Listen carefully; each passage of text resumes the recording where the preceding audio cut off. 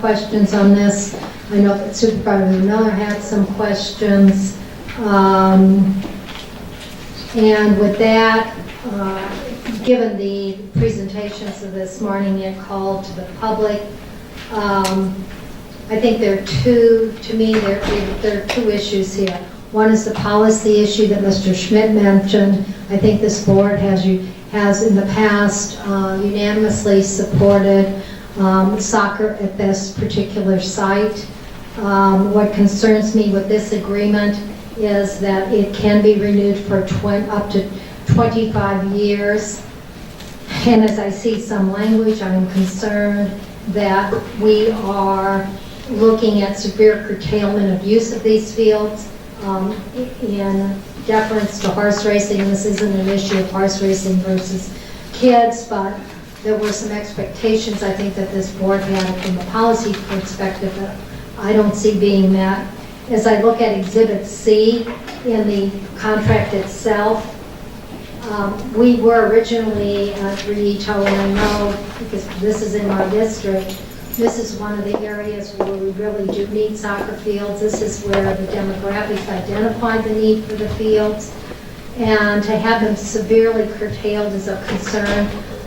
And we were supposed to have more fields, but there wasn't sufficient funds to build those fields. And yet I see in Exhibit C, if I'm reading it correctly, that as we look at the projects that are in relation to horse racing, the county, the responsible party for the lower grandstands is the county, the ADA restrooms, the upper grandstands, it's the county, the clubhouse, roof renovation is the county, correct exterior walls, wall packs and emergency lighting at points of egress for the clubhouse, that's a county fiscal responsibility, regrade parking lot, regrade where necessary, add gravel and parking enhancement, county, lights, county responsibility, general facilities, grandstand foundation, repair cracks, facility painting, install fully automatic protection systems, install fire alarms, install standpipes, portable ADA, all county, and then railing, racetrack exterior railing, Rillito Park, asphalt park improvements, county, add stables, county. If we don't have the money for fields, how are we getting money for this? Can someone answer? Mr. Moulton?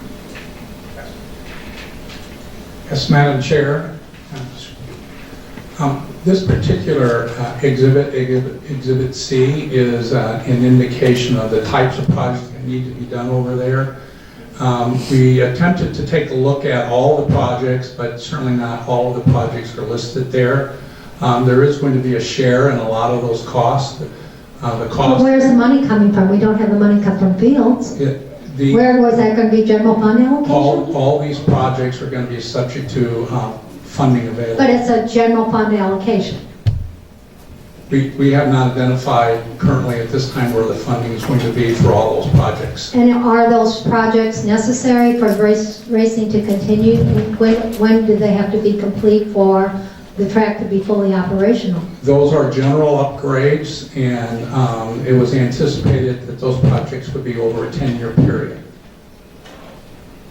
And the board approved this as a policy position? The 10-year? No, this is in front of the board to discuss and to take a look at regarding these particular projects over a 10-year period. So there has been no policy decided at this point. So if we approve this contract, we're in effect approving policy? If you approve this contract, that that Exhibit C is part of that contract, yes. Madam Chair, quick clarification. Certainly. I believe this board, if not the previous board, has already chosen a direction completely and in direct contradiction of many points of this agreement. How many times do we have to take that vote? Madam Chair, Supervisor Mr. Huckleberry. Yeah, this is the agreement for multiple use of Rillito, and it was obviously, we had entered into a previous, I think, 3-year agreement. The 1 year had passed. This would be substituted for the the agreement of Rillito, and so it's either, the board wants to either support horse racing in Rillito or you don't, and if you don't, then just don't approve the agreement. Supervisor Miller. If Supervisor Valdez is finished with his question. I just wanted to follow up on the list of capital improvements. According to this contract, this is a list that you put together. You're now saying it's over a period of 10 years, which I see at the bottom it is.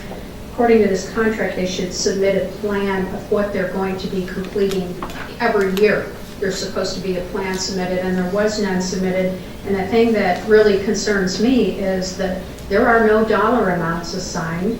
There is no split percentage assigned, and some of these appear, based on Supervisor Bronson noted, is a lot of these are ADA compliance issues and improvements, including restrooms, lift to access the clubhouse, restrooms. These are necessary to even open the facility. Is that correct, or are we saying we don't have enough ADA compliance at this facility? But my concern really is, what are the splits in percentage? There is no plan submitted for this year, which is a requirement of this contract, what they're going to be fixing, and the dollar amounts associated with it, because this appears to me to be millions of dollars that the taxpayers are being asked to invest in this facility to help a group do business there. And I don't think it should be on the taxpayers to be doing these capital improvements. Else is given the benefit of utilizing this facility. Thank you. So are there any dollar amounts assigned to these anywhere? This seems like an awful lot of money. Millions of dollars is what it looks like to me. Has anyone estimated these values? Madam Chair, may I address it? No. Mr. Moulton. Yes, there has been some rough estimates that have been put together, but they were never finalized. That's a real problem for me to even consider voting on this contract today if we don't even have dollar estimates of what we're signing county taxpayers up for. There's a huge, Supervisor Bronson pointed out, more than half of these projects are on the county. And then a lot of them are being split, and there's no percentage split. There's no agreement on time frame. That is one big issue I have with this, and if you don't mind, I'd like to go forward with a couple more. I have a couple more too, but go ahead. The deliverables, that's where I get to this plan, the deliverables that are outlined in this contract. The asset and fixture inventory list is not included, which it should be included so we know where we stand there. A business plan with a financial and a marketing plan. Agreements for permitted contracts and food permits, who's going to be running those concessions. And that gets back to the license, the liquor license that the county is supposedly going to apply for, which we approved in the item number 6. But the concern I have there is we're taking the risk, and who is going to get the revenues off those liquor license monies? Is that coming back to the county? I have the same question. There were a number of questions. Let me see if I can recall all of them. To address the liquor license. In particular, the liquor license. Is the county, is this not correct, what Supervisor Miller just elucidated, that the county holds the liquor license? So we have the risk.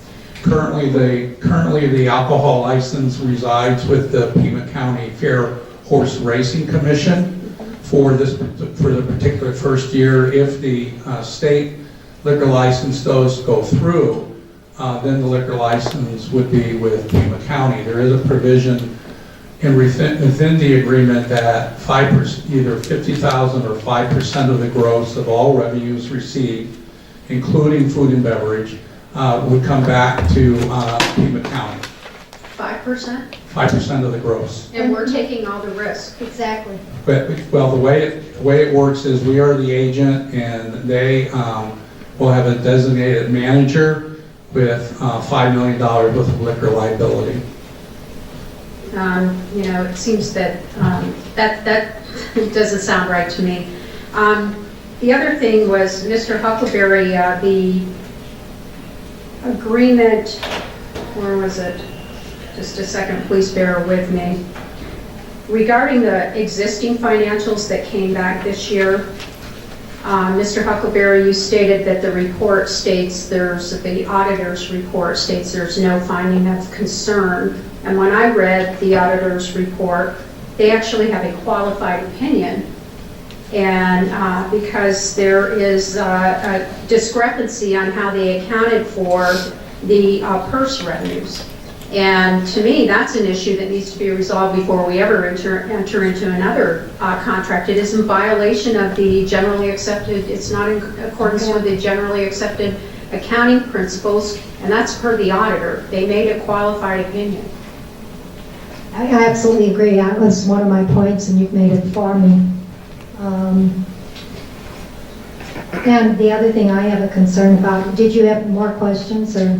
You know, there's a whole litany, but there's a whole list of deliverables that should have been included for this contract to even move forward. There's the sustainability plan and voice removal. Again, the capital improvements list, and I couldn't even begin to accept this without dollar amounts and who's responsible and the time frame in which they're going to be completed. The conflict notices, if any, have they been filed with the Board of Supervisors? A list of repairs and maintenance. I know that those are going to be submitted with records and photos submitted. I'd like to know what was done last year and what capital improvements were done last year, if any. And again, the business plan, the asset and fixture inventory list. They're not included in here, and those are things that are supposed to be submitted annually prior to the start of the contract. I agree. And then you bring up the question, you reminded me, we originally justified this county park for racing because it was a county fair horse racing, and it was a common county fair type activity, but like it's Sonoyta. But at this point, we're into commercial racing. We have the addition of off-track butting on non-live race days and a functioning bar and grill that is purely commercial. It competes directly with private establishments, such as Putney's, without the burden of property taxes. In other words, do we have a gift clause issue here? If you look at, from a commercial broker perspective, Rillito is 88 acres. That's 3,800,000 plus square feet at $5 per square feet. Total value for the First and River property for Rillito is probably in the neighborhood of $19 million. Do an 8% capitalization rate. That would be a lease at $1,533,312 per year for the entire site. Then use a, well, in other words, and I can go through some more numbers.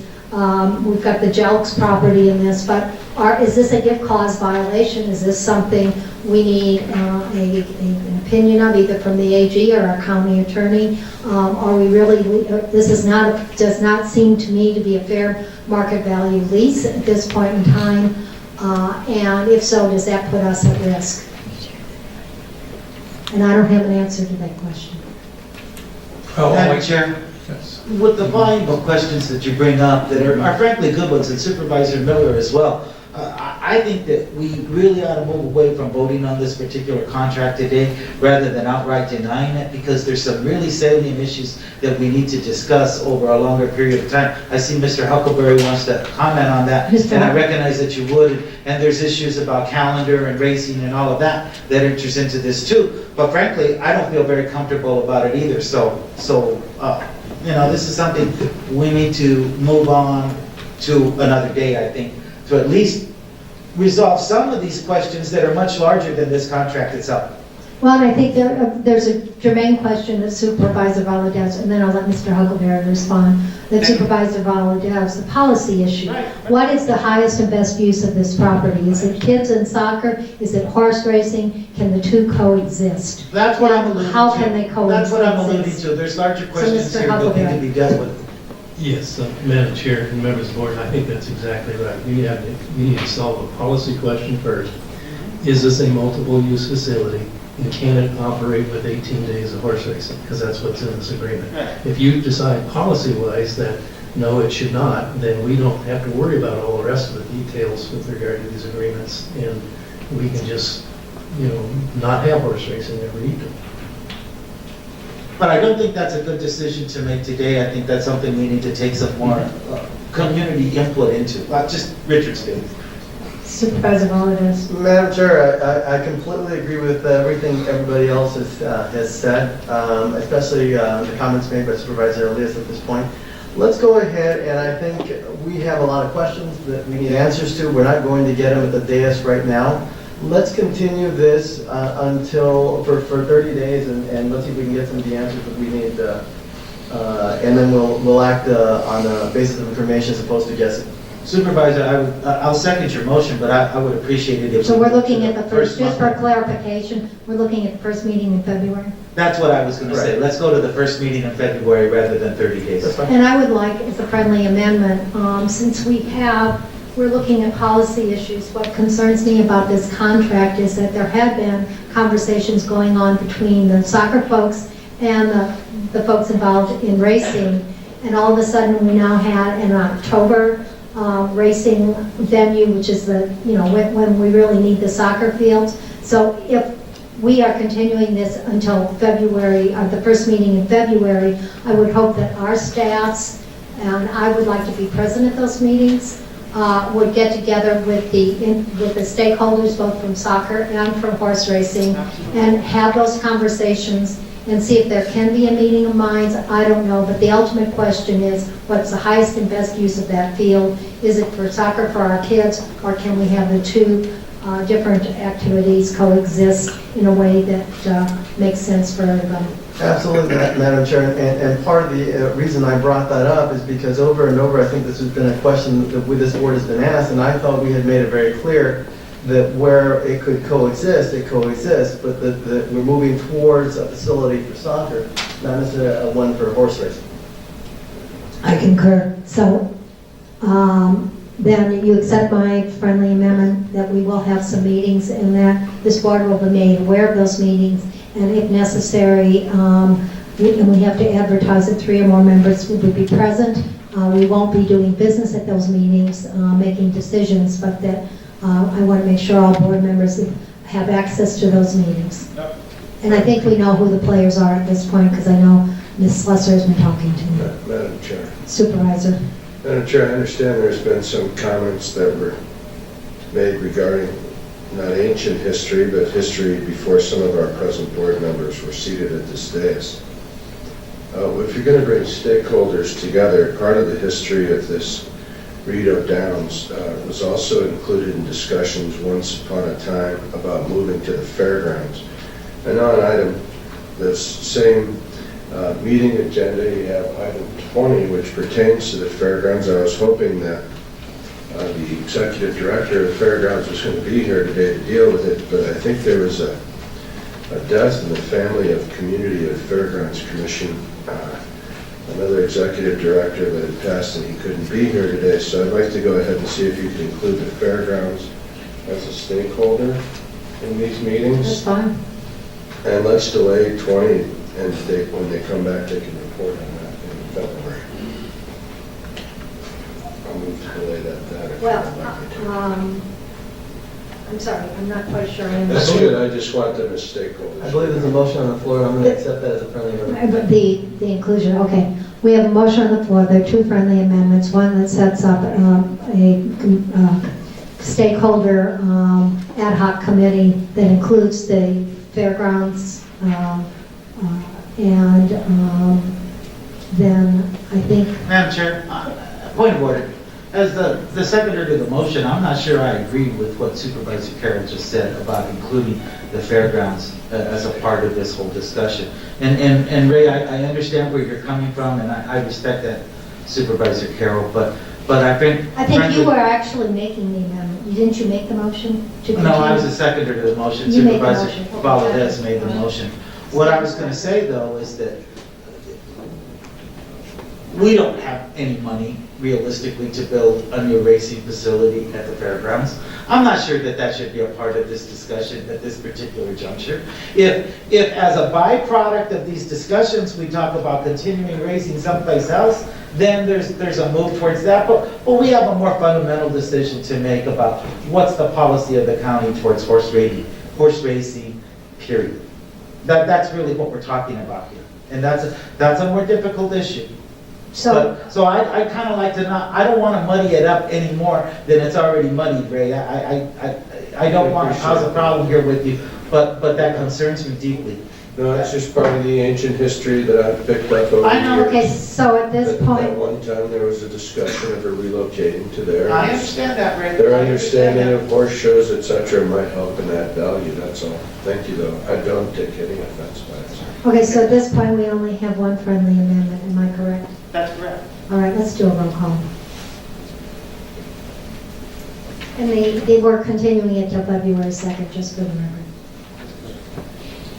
Supervisor Troy. Aye. Supervisor Elias. Aye. Supervisor Miller. Yes. Supervisor Valdez. Aye. Chair Bronson. Aye, motion carries unanimously.